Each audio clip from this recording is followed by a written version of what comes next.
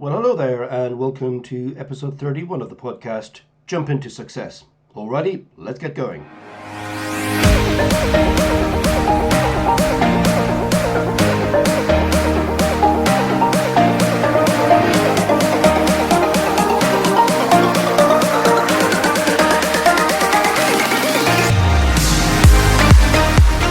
Alrighty, here we are, episode 31. We're zooming along to episode 31.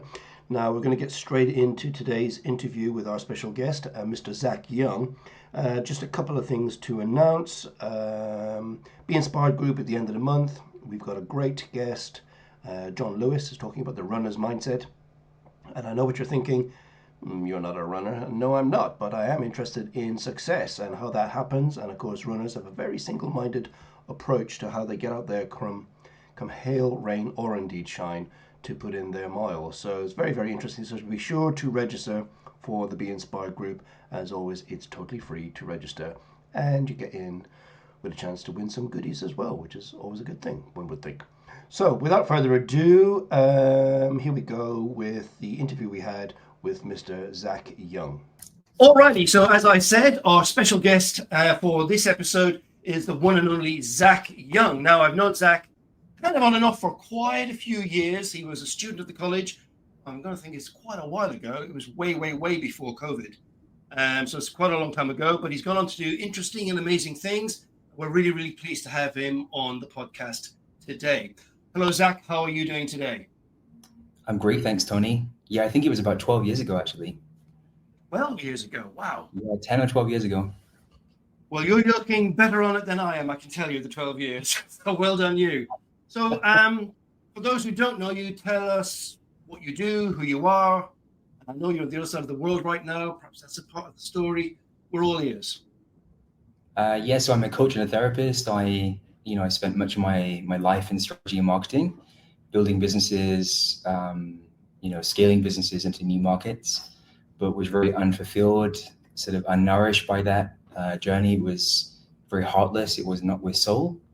So I transitioned about 12 years ago when I started working with you, into kind of people work, the human side of business, and have since then developed a lot of modalities in psychotherapy and in coaching to help people on the journey of the emotional challenges of running a business. All right, so that's kind of your focus then, people who in business, helping them with the day-to-day stuff, as it were, of that all happens in life, both work and I guess some personal stuff as well. Yeah, about half of my clients are sort of founders or senior execs in companies which are scaling very fast. And half of my clients are individuals in high functioning roles, lawyers, accountants, etc.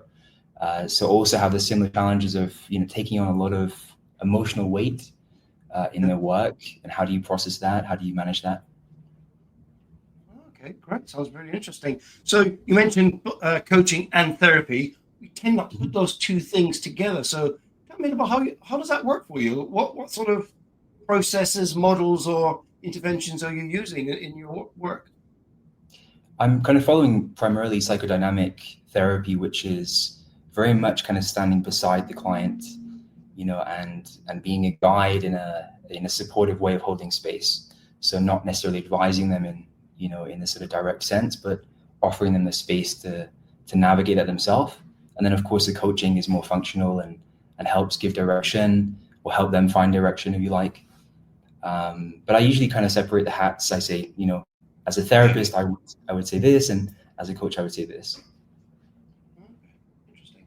And I know that you work sort of across around the world, and I know you're in Mexico as we speak. I mean, most of the people who listen to this are probably college members and a few others, I guess, in the universe, and they've got their office or their home office or whatever. How does that work? Tell us a little about how you manage being in all these different time zones and moving around and having clients all over the place. How does that work? I became nomadic 10 years ago. So I was living in London. I was very unfulfilled with my life, commuting a lot, being stuck on trains, the high cost of living in the UK for, what I perceive as kind of a low quality of life. So I started looking for other ways to live and to design my own life, the best way I could. which took me to kind of nomad life, kind of not having anything and being free, really, truly free.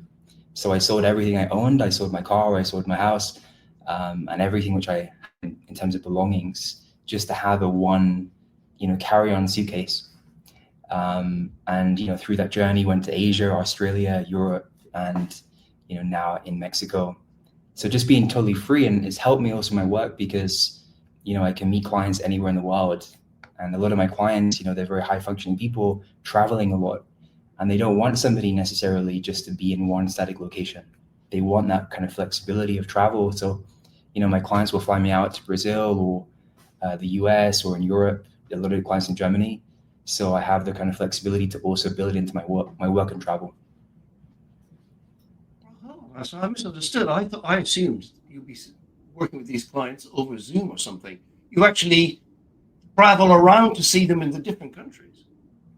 I usually, in my engagements, I build in some personal time together in person. So wherever they are in the world, I will travel to them and we'll spend half a day or a day together every 3 or 6 months, as well as this kind of online space, which, complements at work.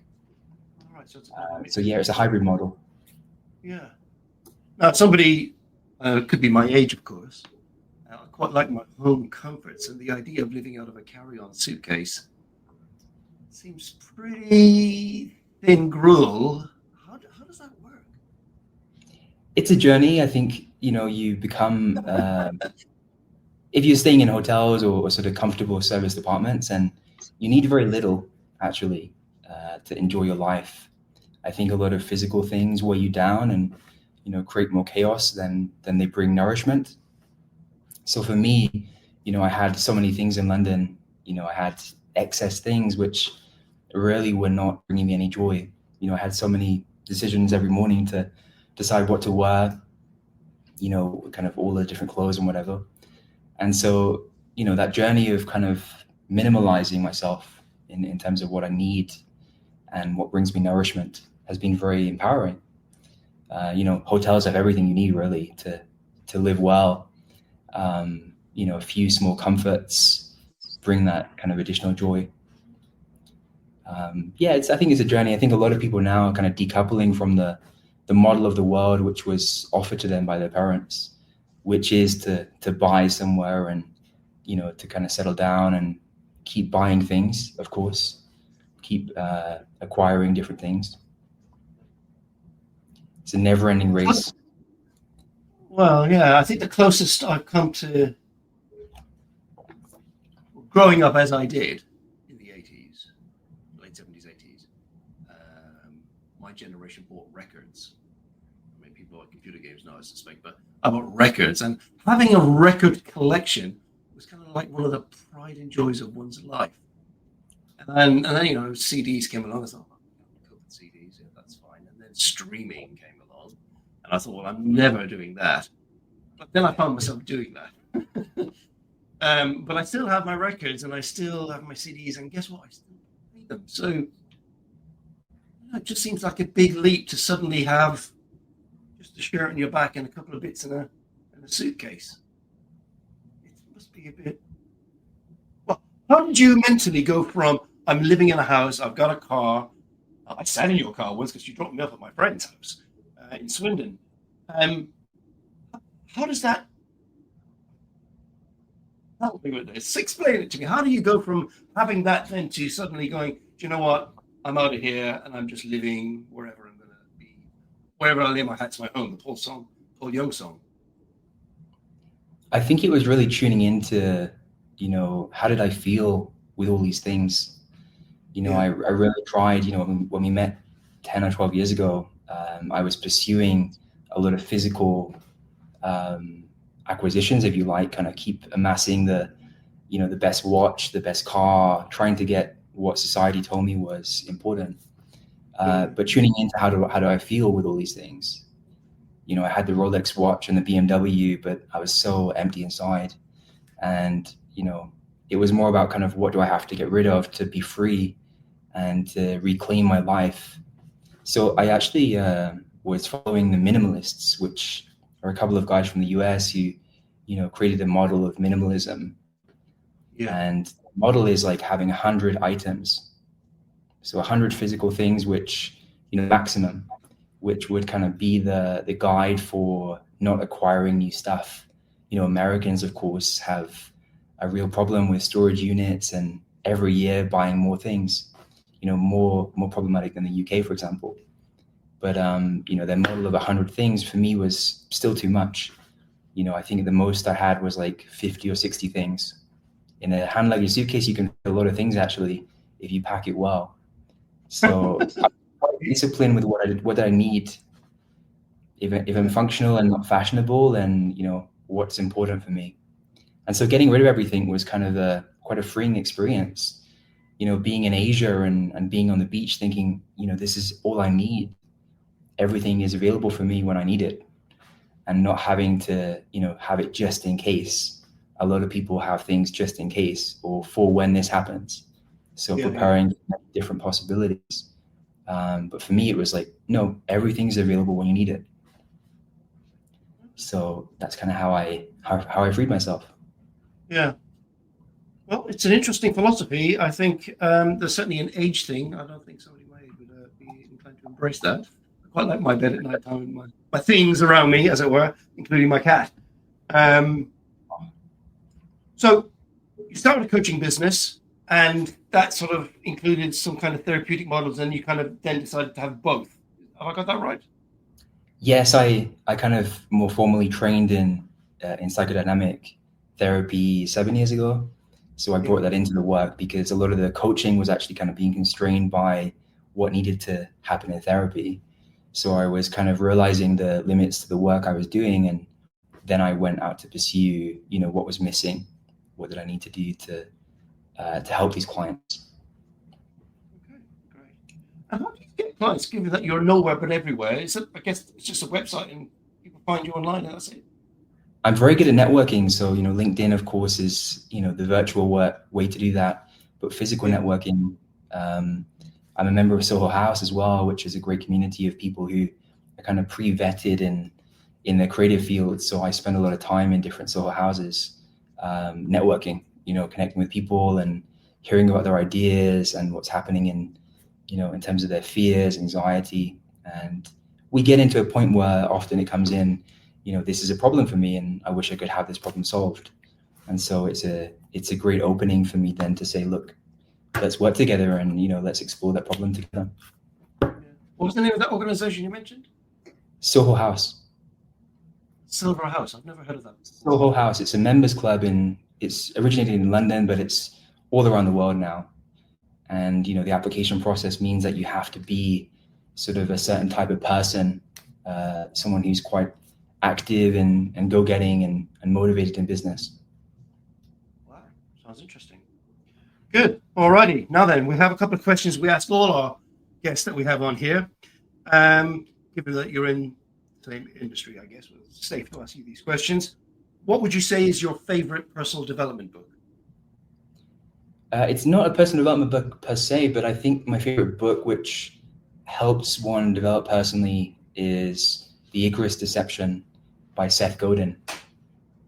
Right. Have you read this book? I have not.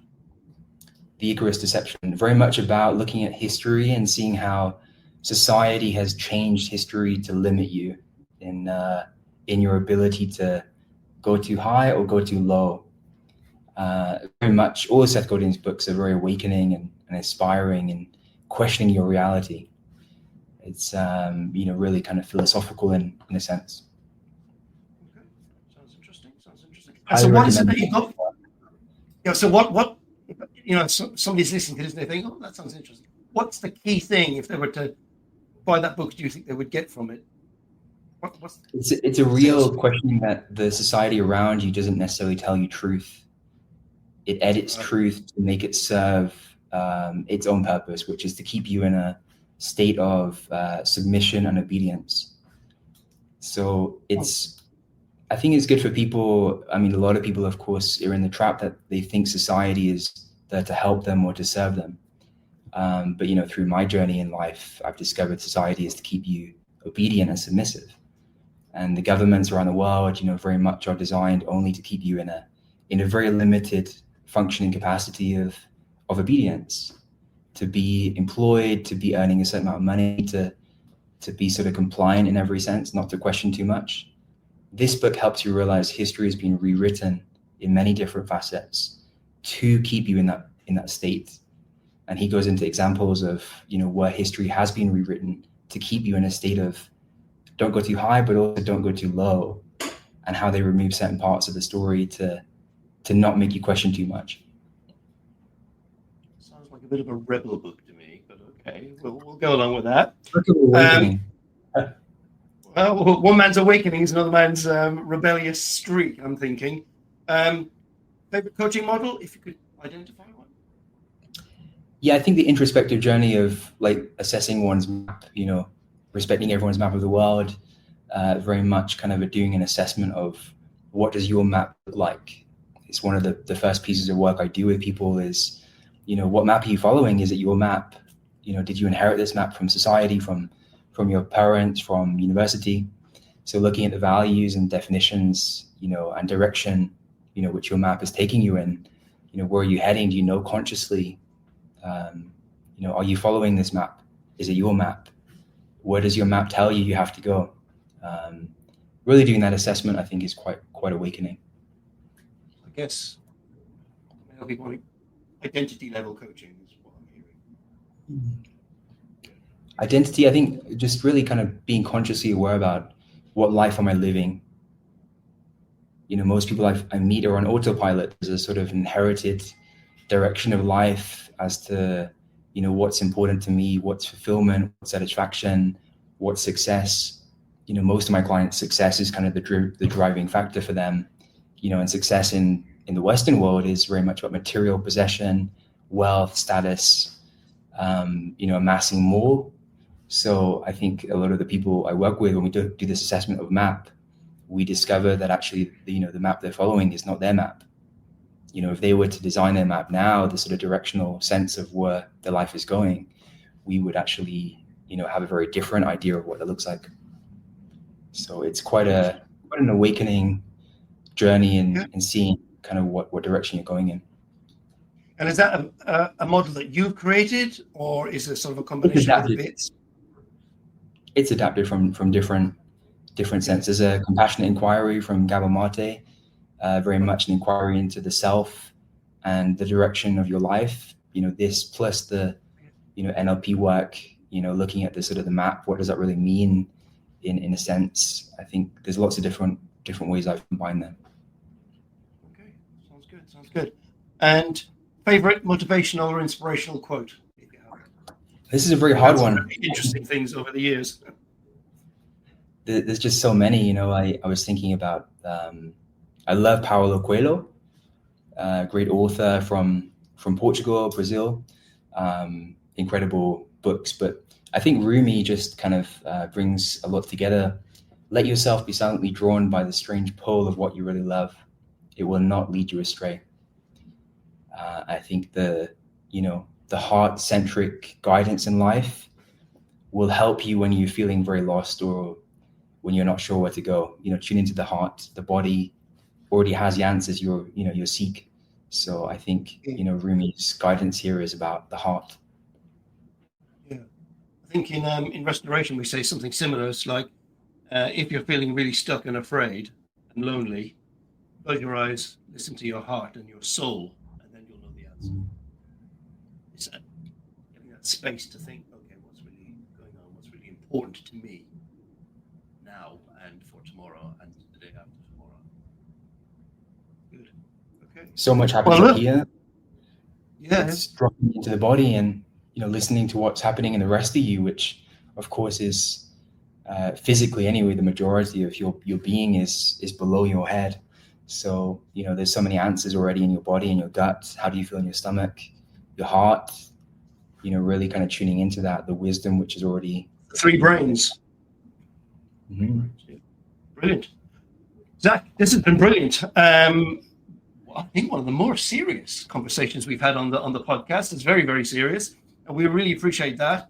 Now, look, how can people get hold of you if they wanted to?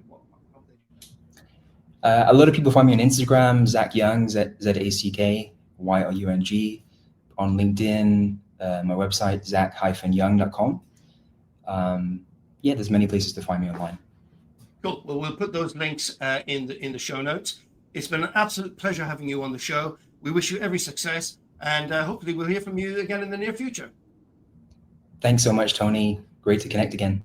Okay, so there you have it, and I'm sure you'll agree that was a slightly different kind of interview than we had compared to pretty much most of the other guests that we've had on. Quite serious, but I guess what Zach is doing is something very, very different. Digital nomad and coaching around the world in different parts of the world with different kind of clients. Very, very interesting. So we'll put his way to connect with him in the show notes as always. Be sure to subscribe, and I'll catch you on the next episode. Till then, take care of yourselves. Bye-bye for now.